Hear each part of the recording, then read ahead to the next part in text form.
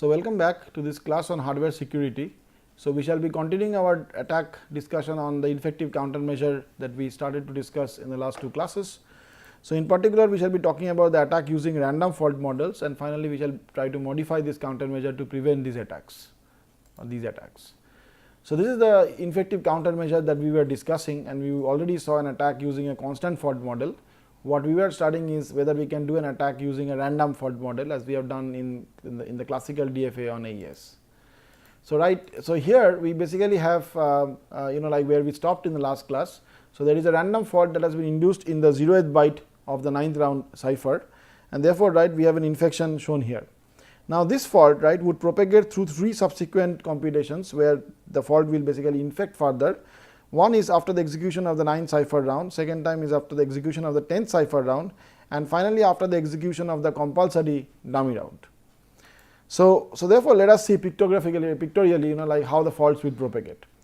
So, the first is essentially when you are basically doing this computation, remember that like after the 9th round cipher, you basically measured the difference by taking this XOR, which is essentially epsilon. Okay. So, therefore, this epsilon gets further modified by SNLF, and therefore, you get SNLF epsilon. So, now what you have till now is we had an initial fault F. Now, because of the 9th round cipher, this fault will propagate to the column. Okay, will propagate. So, it was in the first byte, it will propagate to the first column. So, therefore, imagine that the values are A, B, C, D, and that stands for something like 2 of F dash, and B is F dash, C is F dash, and D is 3 of F dash. Okay. So, note that this F dash essentially is a result of the fault being applied on the on the individual on the fault, like for example, F we had a fault which is equal to F, that got modified by the S box to something which is F dash, and then the F dash was further modified by the mixed columns, and therefore, we had this relationship as we have seen in the context of classical DFA on AES. So, now what we essentially would like to do is basically see that what happens subsequent to this. Okay. So, for example, like subsequent to this, you can observe that what will happen is that the cipher round will get affected first. So, if the cipher gets affected first, then what will happen is that these differences like A, B, C, D, these are the various values of epsilon that are coming over here, and therefore, they will get modified into SNLF A, SNLF B, SNLF C, and SNLF D, and that will modify the cipher. So, therefore, now if I compute the XOR of cipher R0 and R1, remember that R1 is my redundant round output, which is essentially correctly computed, because the 9th round redundant cipher was already computed, and that is the correct value that was computed. And therefore, the error here was ABCD, but now because of this contamination will become A plus SNLF A, it will become B plus SNLF B, and so on. Okay. So, this is the result of this infection, where this infection is like R0 XOR is basically R0 XORed with the further error.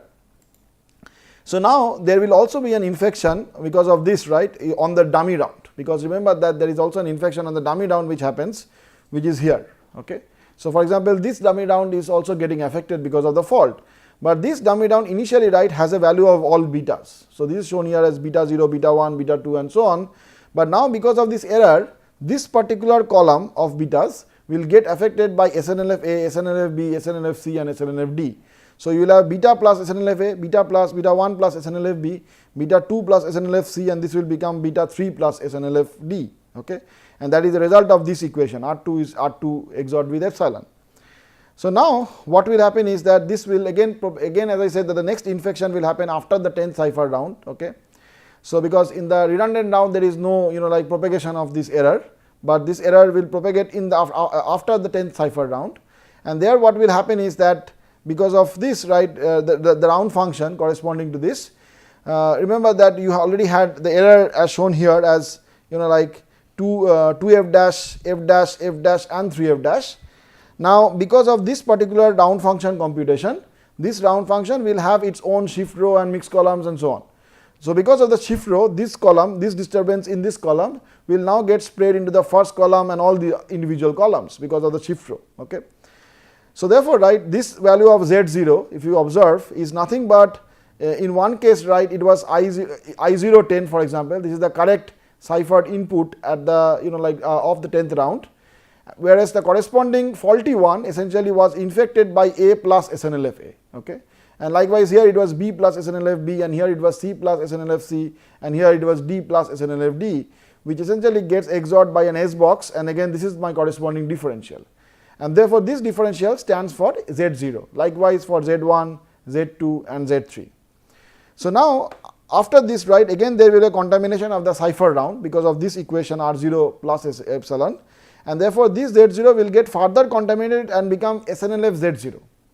Okay. And therefore, now if I take the XOR of R0 and R1, I will get some M0, M1, M2 and M3 at these positions, but this Mi, for example, or Mj will basically be nothing but the corresponding Z XORed with the corresponding SNLF Z. Okay. So it will be M0 will be equal to Z0 XORed with SNLF Z0, M1 will be Z1 XORed with SNLF Z1, M2 will be like equivalently like Z2 XORed with SNLF Z2 and so on. So therefore, right, after this what will happen is again the dummy round corresponding to this will get affected. Remember, the dummy round diffusion was now in the previous to this was in this column.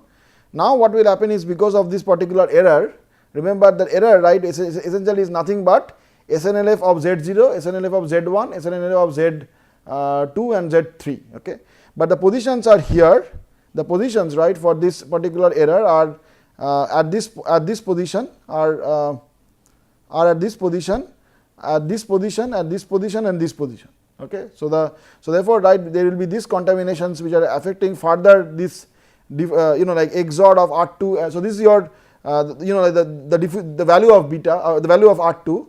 So what will happen is that already we had this diffusion in the first column. So these diffusions will stay, like or these disturbances of SNLF-A, SNLF-B, SNLF-C and SNLF-D will stay, but further, right, there will be additional infections because of these values. Okay. So this will be the state after the 10th cipher round. Now, right, there will be a further step after this, and that essentially will be because of the compulsory dummy round. So what will happen is because of the final compulsory dummy round, you will basically execute this operation. Okay. So remember, right, this part, if I just concentrate on the round function R2 comma K0 XORed with beta because of the flaw that we mentioned even in the previous attack, what you can do is essentially this: you can take the mixed column and the shift row common, and then internally you have got S of R2 XORed with S of beta.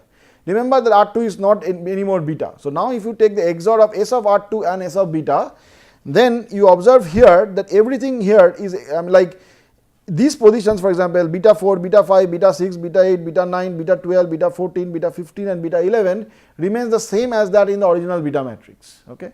So therefore, if I apply S on them, sub-bytes on them and take the XOR, then S of R2 XORed with S of beta, these positions I will still get 0. Okay.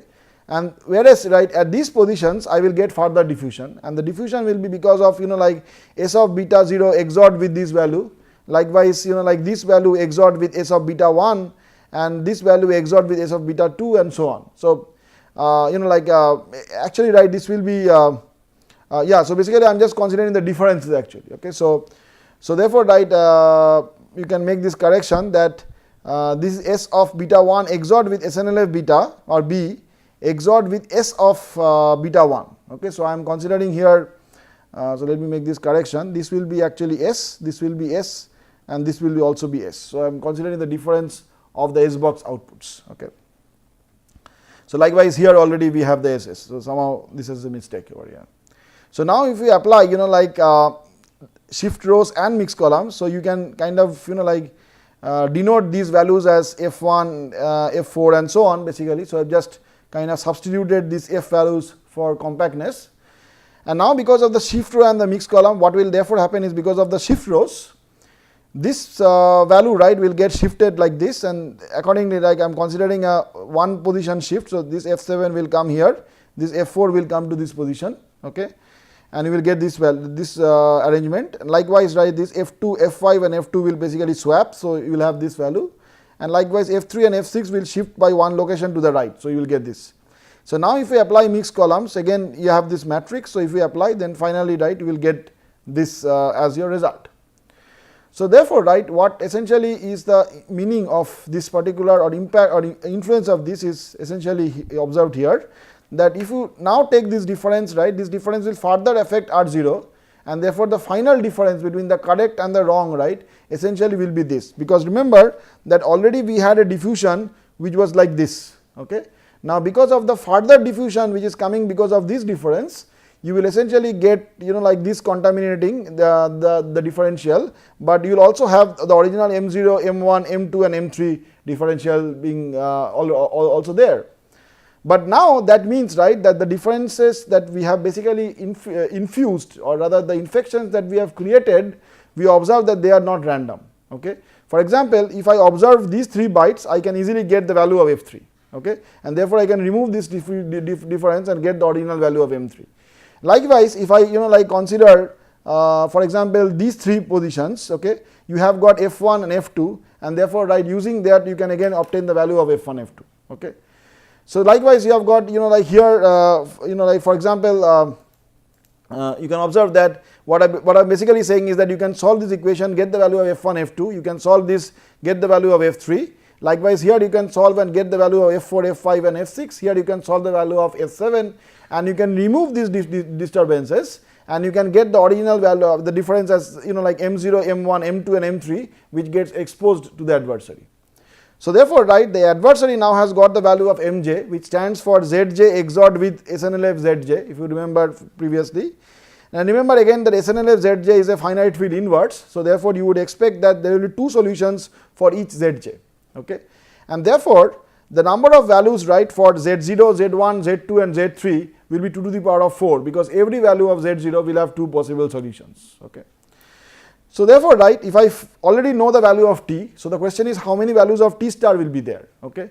So you see that if I know the value of t, which I obtained from the cipher, then the possible value of t star can be maximum 2 to the power of 4, because the difference right here, for example M0, M1, M2 and M3, this can now take like potentially 2 to the power of 4 values. Okay. And therefore, right, there will be equal amount of I mean the XOR essentially also can be 2 to the power of 4. I mean there can be 2 to the power of 4 solutions for t star.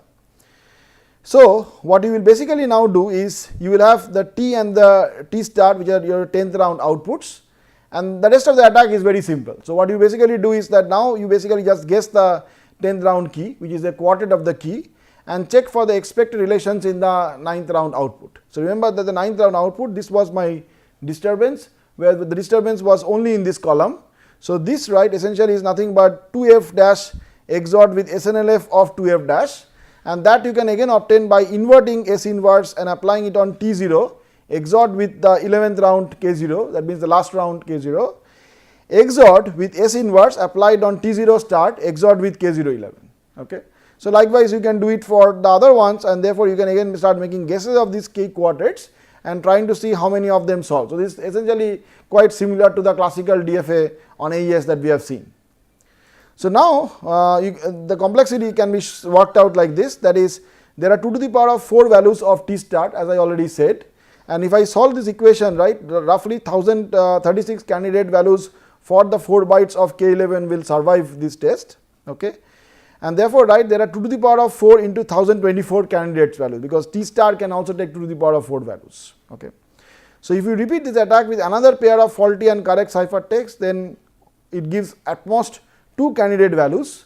So therefore, you see that with one pair of faulty and correct ciphertext, you have been able to obtain 4 key bytes. So therefore, if you want the entire AES 128 key, you need 8 faulty ciphertexts, okay, to retrieve all the 16 bytes of K11. So therefore, this attack shows that if there are no dummy rounds after the 9th round, after the 9th round cipher when you inflicted the fault, then you can do this attack in a very simple manner. I mean, you can do this attack in this using this technique.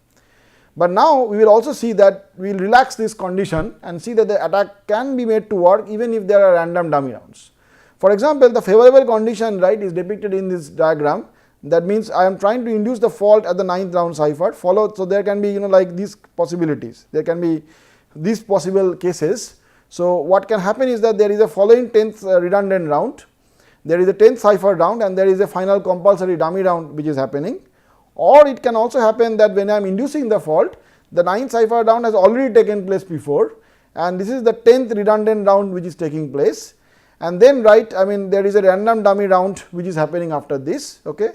And pretty much that's it, that's your essentially so therefore right, this is your random dummy round, and the random dummy rounds comes after this, okay, and that is followed by maybe the 10th cipher round and the compulsory dummy round, okay. So this situation is perfectly possible.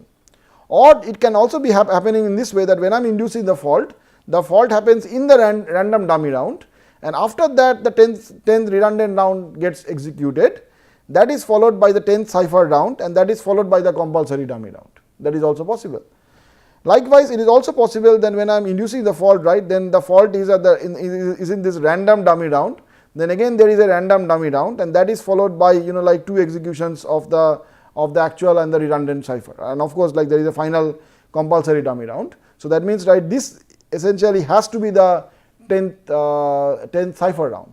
Remember, right, that in this countermeasure, since the final round is a compulsory dummy round, okay, it is always that this particular round is a 10th cipher round, because the 10th cipher round is always the penultimate thing. So there is no ambiguity about this, okay. So there is essentially no confusion about the location of the 10th cipher round. So therefore, right, the ideal condition or the favorable condition is this, okay, and we can work out few interesting things. The first thing is that suppose I induce the fault and I want to know whether my fault that I have induced is good or bad, okay. So the first thing which I do is that I get this differential. Remember, if the fault was located in the correct position, then this is the differential that we already worked out. This is the nature of the differential. What does it say? It says that if I observe, for example, these positions, like this differential position and this differential position, then right, this and this differentials must be same, okay. If they are not same, then that means there is something wrong. I can discard, okay. Likewise, if you observe this, right, this and this differential must be same, this must be thrice this differential. So therefore, just by observing the differential, I can understand that whether my fault induction was good or bad. If it was bad, I can just remove those cases from my set, okay. So I can guide my fault attack in a much more intelligent manner. Now we can also work out what is the probability that I am able to get that successful event, okay. So remember, right, that there are like the number of random dummy rounds which can be there are d, for example, okay. This is important to kind of keep in mind, that if the random dummy rounds are increased just arbitrarily, then your countermeasure will be so inefficient that nobody will adopt it. So we can basically pretty much assume that the number of dummy rounds can be be something which is practical, okay. So therefore let that practical number be d, okay.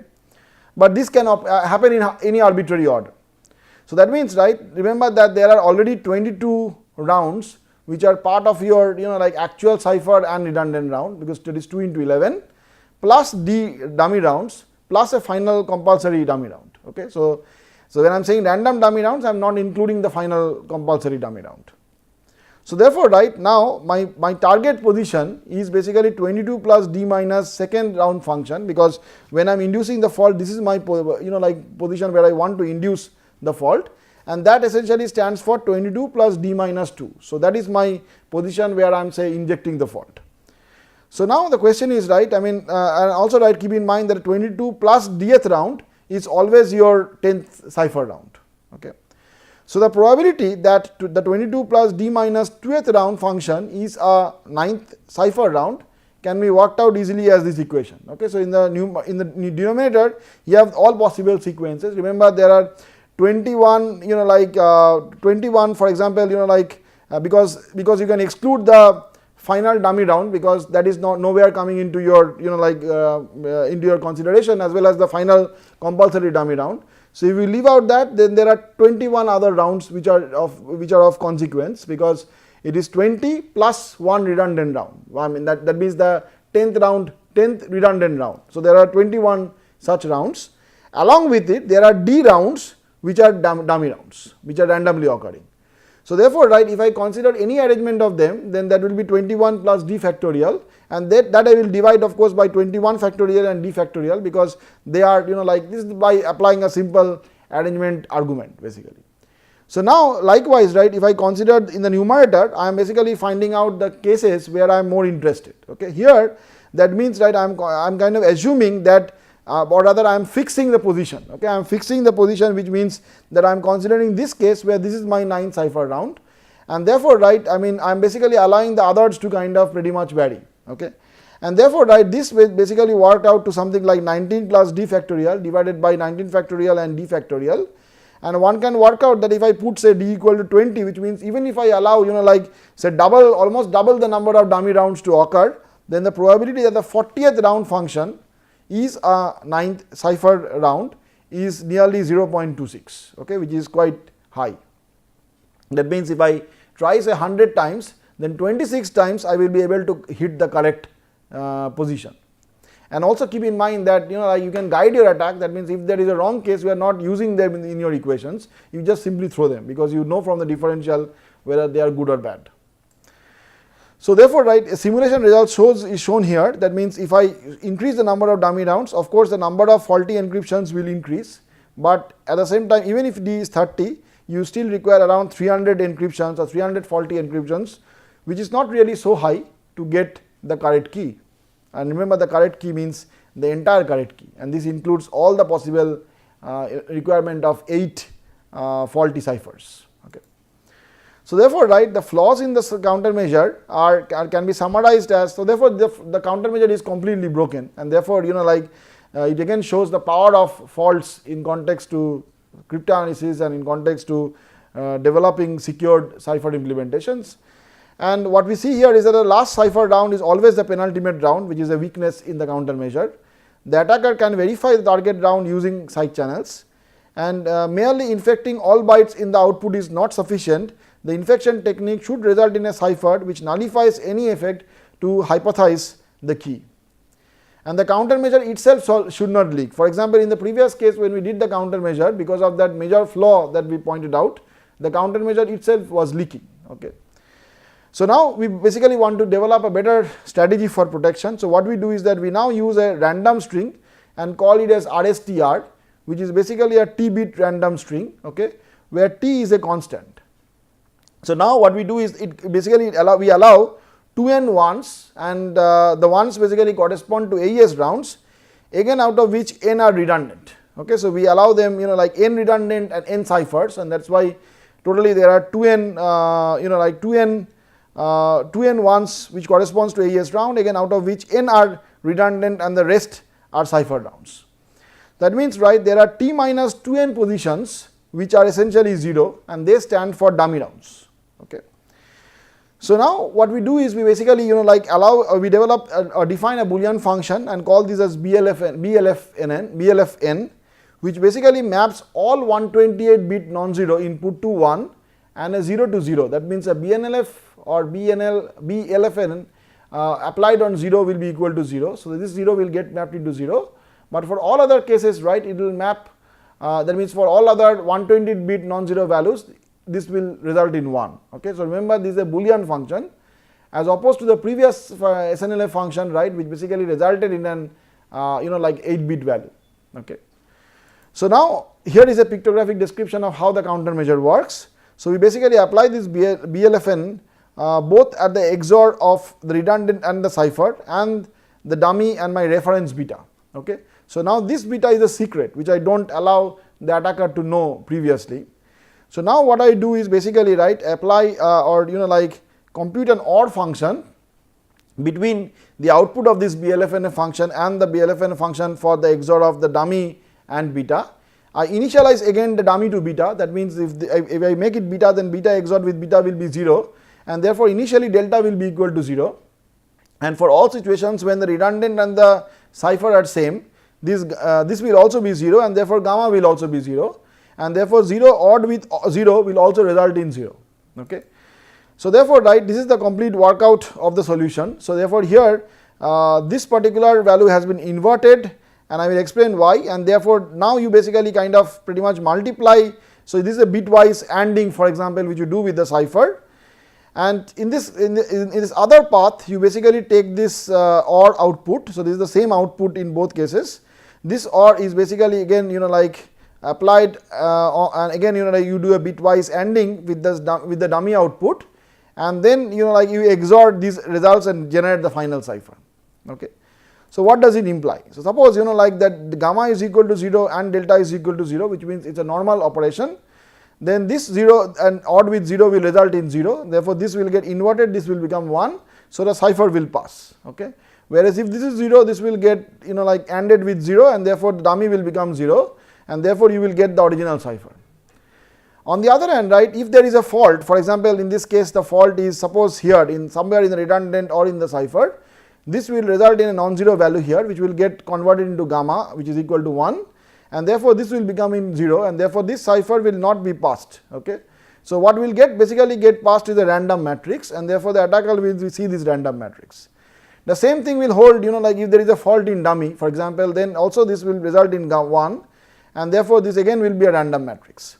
Note that during the fault injection, as the output or as the algorithm outputs the dummy state beta comma k0, so I mean dummy state is outputted, that means beta and the corresponding k0 must be updated after every execution. Okay. So therefore we assume that this infective countermeasure should update the value of beta after every execution.